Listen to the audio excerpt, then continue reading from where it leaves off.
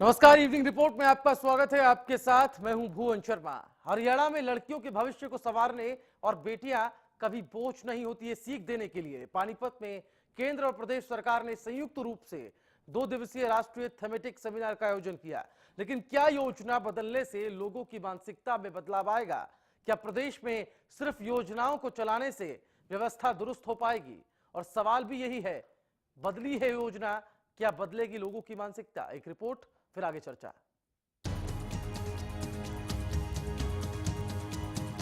एक बार फिर केंद्र और प्रदेश सरकार बच्चों के उज्जवल भविष्य और महिलाओं को सशक्त बनाने के लिए प्रयास करती नजर आ रही है। केंद्र और प्रदेश सरकार ने संयुक्त रूप से प्रदेश के पानीपत जिले में 2 दिवसीय कार्यशाला का आयोजन किया है, जिसमें राजनीति के कई बड़े दिग्गज नेताओं ने शिरकत की। सेमिनार का उद्घाटन खुद सूबे के मुख्यमंत्री मनोहर लाल खट्टर ने किया और इस दौरान सीएम खट्टर ने लिंगानुपात के घटते स्तर पर चिंता भी व्यक्त की। लेकिन क्या ये सेमिनार का उद्देश्य सार्थक सिद्ध हो पाएगा? क्योंकि हर बार ऐसे सेमिनार्स का आयोजन किया जाता है, लेकिन ऐसे सेमिनार्स का असर थोड़े समय के बाद जल्द ही ठंडा भी पड़ जाता है, यानी 9 दिन चले 2.5 कोर्स। भले ही बेटी बचाओ बेटी पढ़ाओ योजना के तहत केंद्र और प्रदेश सरकार हरियाणा की सोच में क्रांतिकारी बदलाव लाने का सपना देख रही हो, लेकिन क्या ये संभव हो पाएगा? ऐसा नहीं है कि इससे पहले लिंगानुपात और महिलाओं की स्थिति को सुधारने के लिए कोई ठोस कदम नहीं उठाए गए, लेकिन बदहाली का सूरत-ए-हाल कुछ ऐसा है कि आज भी हालात जस के तस नजर आते हैं। इस सेमिनार का मकसद बच्चों का भविष्य और महिलाओं की दयनीय स्थिति को बेहतर बनाना है, लेकिन हरियाणा की एक हकीकत ये भी है कि प्रदेश का महिला आयोग किराए के दफ्तर में चल रहा है। न महिला आयोग के पास अपना कोई स्टाफ है, न ही जरूरत के हिसाब से रुपया। हैरानी की बात तो यह है कि जितना सालाना बजट महिला आयोग का है, उससे कई ज्यादा प्रदेश के कुछ आयोग के मासिक बजट हैं, जिससे महिला आयोग की दयनीय स्थिति का साफ अंदाजा लगाया जा सकता है। महिला आयोग पीड़ित महिलाओं को इंसाफ दिलाने में भी बेसहारा नजर आ रहा है।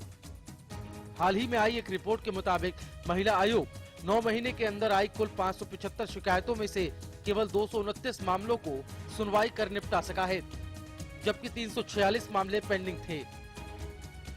साफ जाहिर है कि अगर वाकई में प्रदेश सरकार को नारी सशक्तिकरण को बढ़ावा देना है, तो पहले व्यवस्था को दुरुस्त करने की बेहद जरूरत है। 22 जनवरी को पानीपत में प्रधानमंत्री नरेंद्र मोदी बेटी बचाओ बेटी पढ़ाओ योजना का शुभारंभ करने जा रहे हैं। ऐसे में उम्मीद ये लगाई गई थी कि प्रदेश सरकार महिला आयोग की तरफ कुछ ध्यान देगी, लेकिन खट्टर सरकार अब तक उम्मीदों पर खरी नहीं उतर पाई है। अब सवाल उठना लाजमी है कि महिलाओं और बच्चों के विकास के लिए जो वादे और दावे किए जाते हैं, जो सपने हर बार खुली आंखों से देखे और दिखाई जाते हैं, क्या कभी सपनों की हसीन दुनिया से आगे बढ़कर सरकार की योजनाएं, ये दावे और ये वादे हकीकत के धरातल पर कभी उतर भी पाएंगे? देखना दिलचस्प होगा। Bureau report, Haryana news. तो बेटी बचाओ बेटी पढ़ाओ अभियान की शुरुआत एक तरफ खट्टर सरकार करती है, तो दूसरी तरफ महिलाओं से जुड़े मुद्दों और महिलाओं के खिलाफ जो अपराध हो रहे हैं उनसे कैसे निपटा जाए, इसके लिए जिस महिला आयोग का गठन किया गया उसकी बदहाली क्या है, उसका भी सूरत हाल हमने आपको इस रिपोर्ट में दिखाया। हमारे साथ कांग्रेस से कृष्णमूर्ति हुड्डा इस वक्त फोन लाइन पर हैं। हुड्डा साहब, बहुत स्वागत है आपका हरियाणा न्यूज में।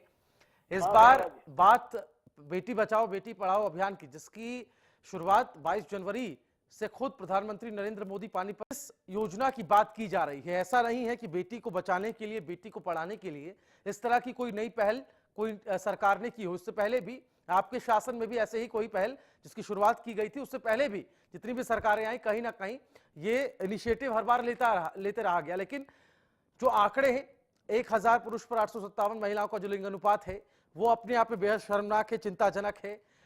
दूसरी तरफ महिला आयोग का जो बुनियादी ढांचा है वही चरमराया हुआ है। तो कैसे इन सब नकारात्मक परिस्थितियों में कैसे इस योजना को कामयाब किया जाएगा और कैसे लिंगानुपात का स्तर सुधारा जा सकता है? देखिए, ये तो काम सरकार का है, लेकिन सरकार ने बहुत लंबे चौड़े इस प्रदेश के लोगों को और इस देश के लोगों को वादे किए हैं। सरकार वादा करने में माहिर है। पहले बहुत लंबे चौड़े वादे किए कि बेरोजगारों को बेरोजगारी भत्ता देंगे, कर्मचारियों के पंजाब के वेतनमान देंगे, युवाओं को हर युवा को नौकरी देंगे। तो इतने लंबे चौड़े सरकार ने वादे कर रखे हैं, ये वादे कहीं भी नहीं पूरी उतरी। और अब भी जो मोदी जी का कार्यक्रम है, इसमें जबरन स्टूडेंट्स को लाया जा रहा है 22 तारीख को। मतलब लोग अपनी मर्जी से हैं, होना तो ये चाहिए। जिस प्रकार से मोदी जी का क्या हुआ कि जब लोकसभा के चुनाव से पहले दिल्ली में रैली हुई तो 5 लाख आदमी इकट्ठे हुए थे।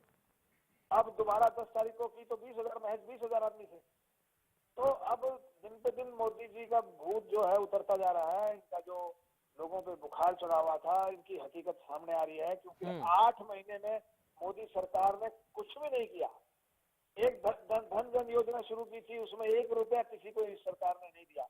और ये योजना इतनी बुरी तरह से 1 साल के बाद फ्लॉप होगी जब मेजोरिटी के जो खाते हैं वो बंद हो जाएंगे। ठीक तो है, मैं वापस लौटूंगा आपके पास। हमारे साथ बीजेपी से वीर कुमार यादव इस वक्त फोन लाइन पर हैं। वीर कुमार यादव जी, बहुत स्वागत करता हूं आपका हरियाणा न्यूज में। सवाल ये है, जो आंकड़ा मैं आपको बताने वाला हूं महिला आयोग का, 9 महीने के अंदर जो यहां पर स्थिति बनी है, वो कुल 575 शिकायतें मिली, उसमें से केवल 229 मामलों की सुनवाई कर उसको निपटाया जा सका, जबकि 346 मामले अभी भी ठंडे बस्ते में है, पेंडिंग चल रहे हैं। महिला आयोग जिसको बनाया गया था चौटाला सरकार में, और इस उम्मीद से कि महिलाओं का सशक्तिकरण होगा, और जिस मुहिम की आप शुरुआत करने वाले हैं, कहीं ना कहीं उसमें भी उसका अक्स देखा गया। आपको नहीं लगता है कि तमाम जो योजनाएं हैं, इससे पहले जो योजनाएं चलाई गई, वो बेटियों के लिए, महिलाओं के लिए योजनाओं का भरमार तो पहले से ही है, लेकिन इंप्लीमेंटेशन कहीं ना कहीं ठीक तरीके से नहीं हो पाया। तो नई योजना लाने का मकसद क्या है, जब पुरानी योजनाएं फेलियर साबित हो रही हैं, फेल साबित हो रही हैं? आपने स्वयं भी जो आंकड़े दिए और उसमें बताया कि इतने में से इतनियों का सॉल्यूशन हुआ, इट मीन्स के वो फेलियर तो नहीं कह सकते। जो स्पीड होनी चाहिए, जो सॉल्यूशन होना चाहिए, इम्प्लीमेंटेशन की जो स्पीड होनी चाहिए, वो धीमी है, ये आप कह सकते हैं, आपकी ही अगर बात मानू तो। और योजनाएं देखिए, केंद्रीय योजनाएं हो चाहे प्रदेश योजनाएं हो, योजनाओं को बनाना और उसके बाद इम्प्लीमेंट करना, और फिर योजनाओं लागू हो रही कि नहीं ठीक ढंग से, उनकी समीक्षा करना, इसमें निश्चित तौर पर समय लगता है।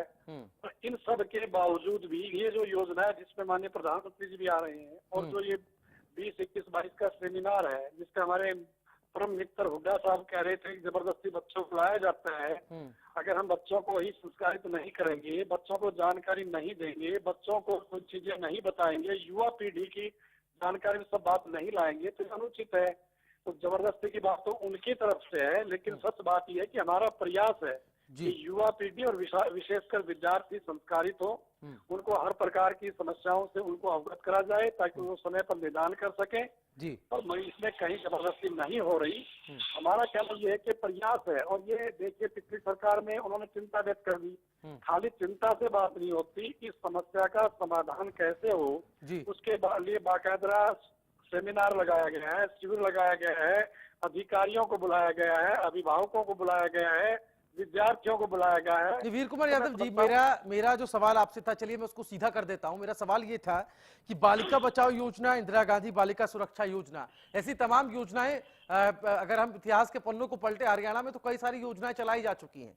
इसको कैसे इतर माना जाए? जो आप नई योजना है जिसका शुभारंभ पानीपत से पीएम साहब करेंगे, उसको कैसे इनसे इतर माना जाए और कैसे उम्मीद लगाई जाए कि बदलाव जो है दिखाई देगा? क्योंकि इन योजनाओं से बदलाव तो सामने आया नहीं। खुद आज सीएम साहब ने माना मंच से कि जो लिंगानुपात है वो काफी चिंताजनक है, 857 महिलाएं 1000 पुरुषों पर।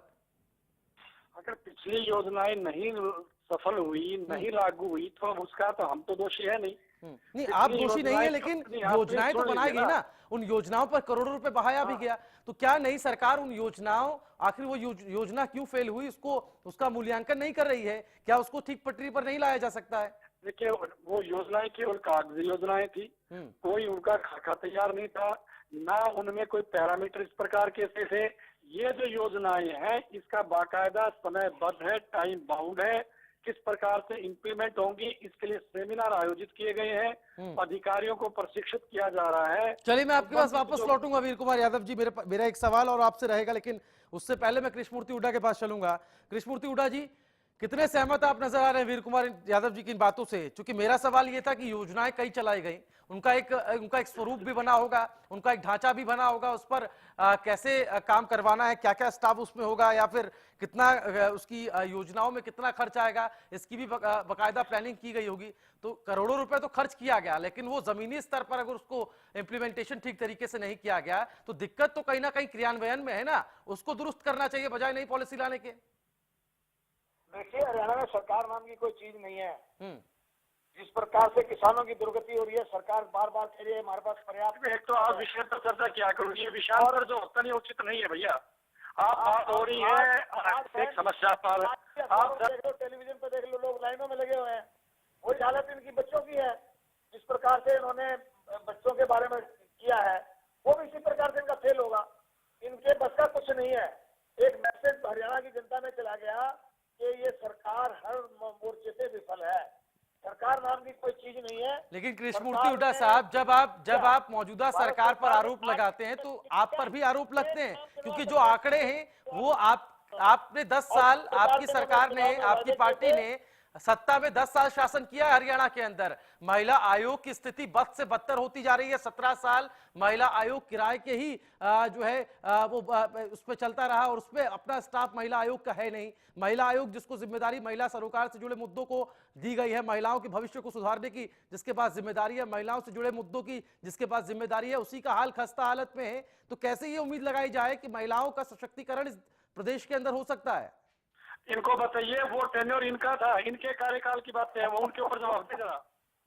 कृष्णमूर्ति हुड्डा जी, मेरा सवाल आपसे ही है। आप फजूल में टीवी पे बोल रहे हो, बोलते रहो, इसके अलावा कुछ नहीं है। लोग आपसे नाराज हो चुके हैं। किसान आपका 80% लोग गांव का है, वो सब नाराज हो चुके हैं। नहीं कृष्णमूर्ति हुड्डा जी, मेरे सवाल का जवाब आपने नहीं दिया। मैं ये कह रहा हूं अभी आप विपक्ष में हैं, अभी आप सत्ता में है नहीं, तो आपको पूरा अधिकार है आलोचना करने का। लेकिन जब आप आलोचना करेंगे तो लोग आपसे ये भी पूछेंगे कि जब आपकी सरकार थी, 10 साल आपने शासन किया, तो आपने क्या डिलीवर किया, आपने क्या पॉलिसी जो है लोगों को जमीनी स्तर पर इंप्लीमेंट करके दी। क्योंकि जो आंकड़ा मेरे पास है, अगर मैं मौजूदा सरकार से वो सवाल कर रहा हूं, तो वीर कुमार यादव जी का भी प्रश्न वाजिब है कि 10 साल तो सत्ता में आपने शासन किया, उनकी तो जुम्मा अभी कुछ ही महीने सत्ता में आए हुए वक्त हुआ है, तो कैसे उन पर यह बात कही जा सकती है। लेकिन सवाल उनसे भी बनेगा। मेरा सवाल सीधा आपसे यह है कि महिला आयोग की जो हालत खराब हुई है, जो खस्ता हाल में महिला आयोग अभी बना हुआ है, क्या आप इसको मानते हैं कि सरकार ने इस तरफ ध्यान नहीं दिया? महिला आयोग को भी सुधारना चाहिए था। पहले महिला सशक्तिकरण की बात बाद में हो, पहले महिला आयोग को सुधारने का जिम्मा जो है सरकार उठाए। मुझसे पूछ रहे हो ना? बिल्कुल, आपसे सवाल है। हमने 1800 करोड़ का बजट से स्टार्ट किया था। 2005 में सिर्फ 1800 करोड़ का बजट था। आज 32,400 करोड़ का बजट है हमारा। आप देख लीजिए कितना रिकॉर्ड तोड़ हमने रेवेन्यू इकट्ठा किया है। और हरियाणा 13वें नंबर पे था, आज हरियाणा 1 नंबर पे है। आज हरियाणा पर कैपिटा इनकम में 1 नंबर पे है। आज हरियाणा में जो देने का भाव है वो इंडिया के अंदर 1 नंबर। बिल्कुल गलत। अब आप मुद्दे से भटक रहे हैं, मैं वापस लौटूंगा वीर कुमार यादव जी के पास। वीर कुमार जी, मेरा सवाल ये है, बजट की बात इन्होंने कही, तो मैं एक बजट पे भी एक थोड़ा सा यहाँ पर जो मैंने रिसर्च किया है उसको मैं आपको बता दूं। सालाना बजट महिला आयोग का जो है उससे ज्यादा जो है दूसरे आयोग का मासिक बजट होता है।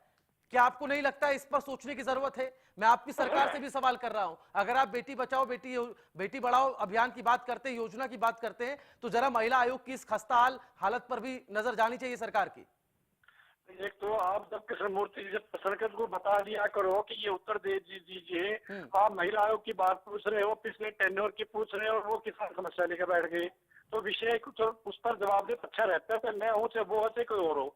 जहाँ तक बात है, ये जो आपने मुद्दा उठाया, ये जो सेमिनार है, इन्हीं बिंदुओं पर तो है, इन्हीं विषयों पर तो है कि कहाँ का खामियां रही, क्यों खामियां रही, उनका कैसे निदान हो, क्या उनका समाधान हो, आगे ठीक से सारी समस्याओं का हल निकले, सभी परियोजनाओं का क्रियान्वयन ठीक हो। ये सेमिनार इसीलिए तो है। कृष्णमूर्ति हुड्डा जी, हाँ जी, कह रहे हैं कि जो सेमिनार बंद हो रहा है, वो सेमिनार दरअसल जो लूप होल्स हैं, जो व्यवस्था में कहीं ना कहीं जो वैक्यूम भरा हुआ है, उस वैक्यूम को भरने का ही काम जो है सेमिनार में किया जाएगा। ये तो पब्लिक मीटिंग हो रही है। लोगों को सारे हिंदुस्तान के बच्चों को जबरदस्ती ला के वहां खड़ा किया जाएगा। इनका अपना कुछ नहीं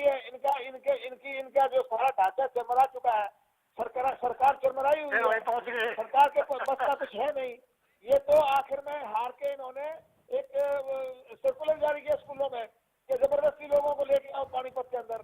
अब लोग बच्चों को, लड़कियों को जबरदस्ती यहाँ पानीपत में लेके जाएंगे, वहां इकट्ठा करके मोदी जी का भाषण करा देंगे, मोदी जी खुद होकर जाएंगे कि लोग अपनी मर्जी का ये नहीं बता के जबरदस्ती लाया जा रहा है लोगों को। चलिए ठीक है, आप दोनों ही खास मेहमान हमारे साथ बने रहिए। बहस इसलिए भी दिलचस्प हो गई है क्योंकि नई योजनाओं की शुरुआत करने की बात अब खट्टर सरकार कर रही है, लोगों से अपील भी कर रही कि वो उसमें विश्वास जगाएं। लेकिन जब इतिहास के पन्नों को पलटा जाता है, और जो तथ्य थोड़ी देर पहले मैंने आपके सामने रखे, दोनों ही पार्टियों से मेरा सवाल ये था कि महिला आयोग जिसकी स्थापना की गई, बात सिर्फ महिला आयोग की नहीं है, बात उन योजनाओं की भी है जो महिलाओं के सरोकार से जुड़े मुद्दों को लेकर हमेशा बनाई जाती है, लेकिन इंप्लीमेंट ठीक तरीके से नहीं हो पाती। करोड़ों रुपए खर्च कर दिया जाता है, लेकिन उसका असर जो है, उसका फायदा जो है जमीनी स्तर पर दिखाई नहीं देता। एक छोटा सा ब्रेक ले रहा हूं, इवनिंग रिपोर्ट में जल्द होंगे हाजिर।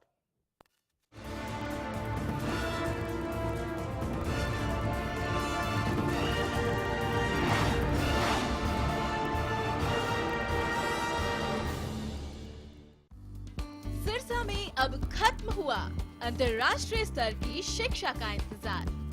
MDLR ग्रुप लेकर आए हैं MDK इंटरनेशनल स्कूल। हरियाणा के हरित क्षेत्र सिरसा में विश्व स्तरीय शिक्षा की खास पहचान।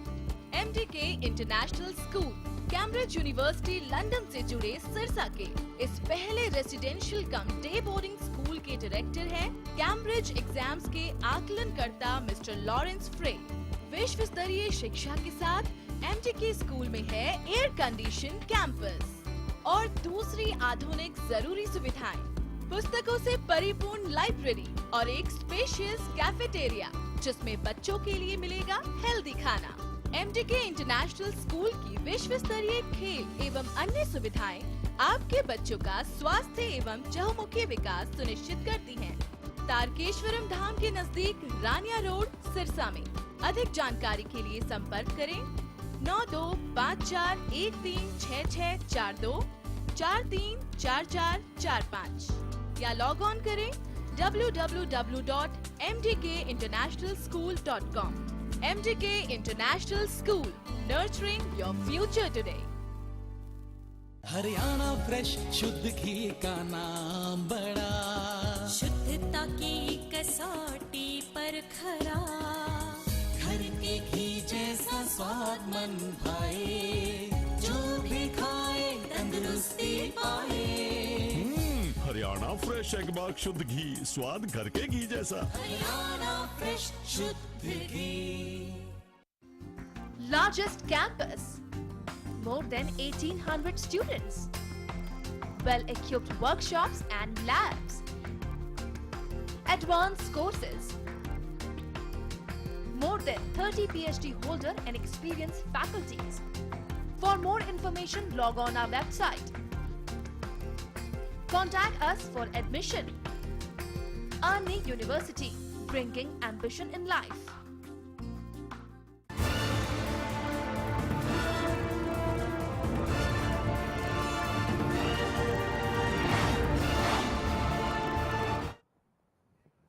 ब्रेक के बाद इवनिंग रिपोर्ट में आपका एक बार फिर से स्वागत है। आज बात उस योजना की कर रहे हैं जिसकी बात लगातार खट्टर सरकार कर रही है। जी हां, बेटी बचाओ बेटी पढ़ाओ अभियान।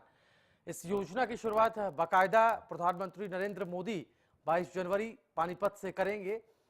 सवाल यह है कि जिन योजनाओं की बात आज इस दौर में हो रही है, इन्हीं योजनाओं का अलग अलग स्वरूप जो है पिछली सरकारों में भी देखा गया, अलग अलग नामों से ये योजनाएं लाई गई, लेकिन वक्त बीतता गया, ये जमीनी स्तर पर कितनी सफल हो पाई उसका मूल्यांकन भी आज हम इवनिंग रिपोर्ट में कर रहे हैं। और अगर वो कसौटी पर कस नहीं पाई, अगर कसौटी पर खड़ी नहीं उतर पाई, तो फिर इस नई योजना का क्या मतलब है, कैसे उम्मीद लगाई जाए कि ये नई योजना वाकई में कुछ बदलाव लेकर आएगी।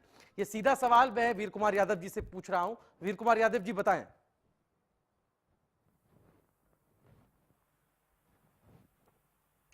वीर कुमार यादव जी, आवाज आ रही है आपको?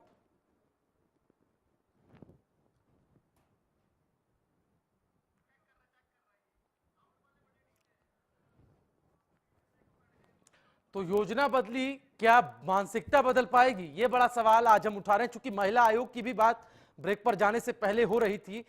महिला आयोग जो महिला के सरोकार से जुड़े मुद्दों को लेकर बनाया गया, जिनकी जिम्मेदारी महिलाओं से जुड़े मुद्दों के निपटारे को लेकर दी गई और महिलाओं के खिलाफ जो अपराध बढ़ रहे हैं उस पर महिला आयोग तुरंत एक्शन ले, एक महिलाओं का स्टेक होल्डर बनकर सामने आए, ये जरूरत महसूस की गई। तो 1998 में चौटाला सरकार में महिला आयोग का गठन किया गया। 17 वर्ष बीत गए, लेकिन आप उसकी हकीकत का और उसके हालत का अंदाजा इस बात से लगा सकते हैं कि आज भी महिला आयोग 17 सालों से किराए के भवन में चल रहा है।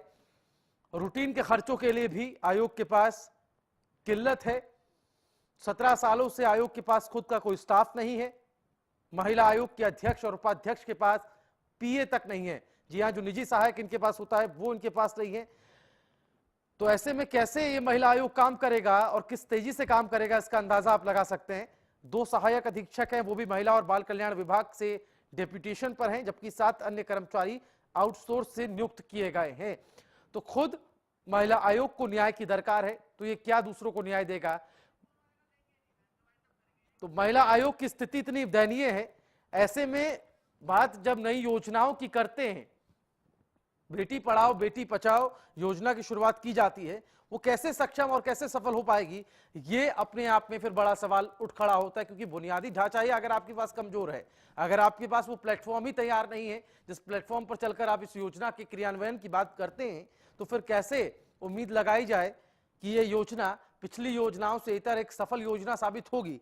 क्योंकि बालिका बचाओ योजना और इंदिरा गांधी बालिका सुरक्षा योजना जैसी तमाम योजनाएं पहले भी पिछली सरकारों में बेटियों के लिए, महिलाओं के लिए लाई गई है, लेकिन उसका खासा असर जो है वो मानसिकता में बदलाव के तौर पर नहीं देखा गया है। तो ये योजना जो बदली गई है, लेकिन क्या मानसिकता बदल पाएगी, इसी सवाल के साथ इवनिंग रिपोर्ट में फिलहाल इतना ही। लेकिन जो बात आज हुई उससे निकल करके सामने यह है कि जिम्मेदारी का ठीक रहा, एक दूसरे पर फोड़ दिया गया।